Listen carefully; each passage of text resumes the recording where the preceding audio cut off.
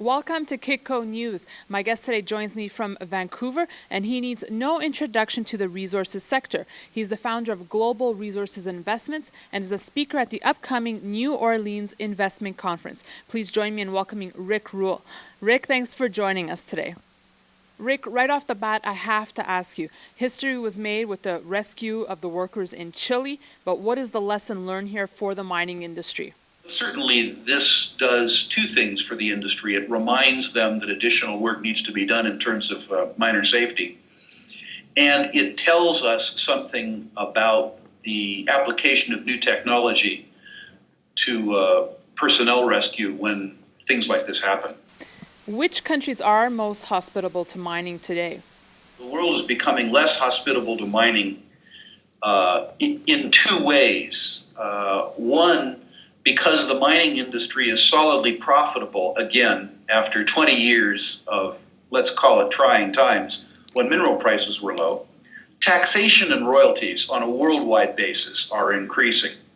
That is, the rents, if you will, that governments are seeking to take from the mining business, hesitation deliberate, are increasing. Countries that have been viewed as attractive to mining, or jurisdictions that were attractive to mining and energy, like Alberta, Australia, and most recently Chile, have decided that, well, since there's a little bit of extra money, that they're going to steal it.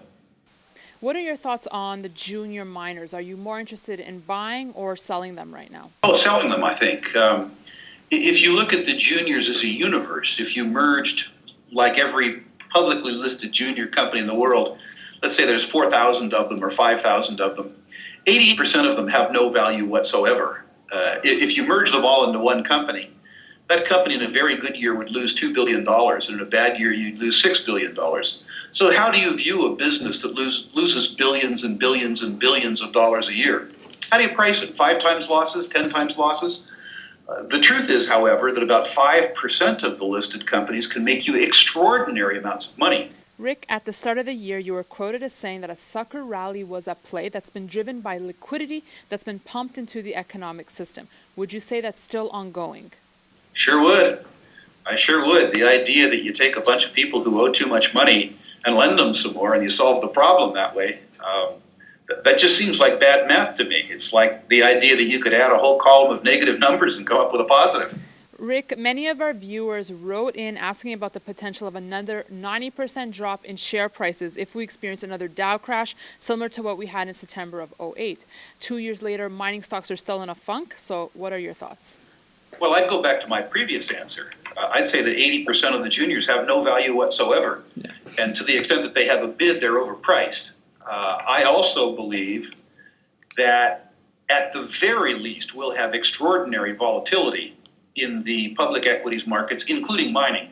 And by extraordinary volatility, I'd say that the probability of a 50% decline is fairly high. Finally, Rick, have to ask you about gold and silver. Will we see them buckle under pressure anytime soon?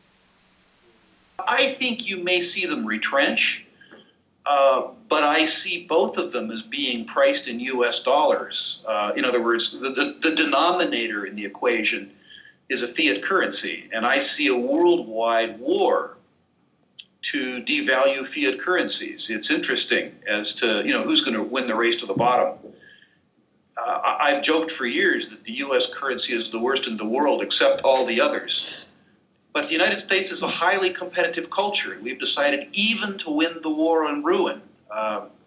So I suspect that gold and silver will probably maintain their purchasing power over time, which will mean that they become more expensive when compared to the fiat currencies that they're denominated in. Thanks, Rick. And thank you for watching. Stay tuned to Kitco News for more industry coverage and email us your comments and questions at newsfeedback@kitco.com. For Kitco News, this is Daniela Cambone. We'll see you next time.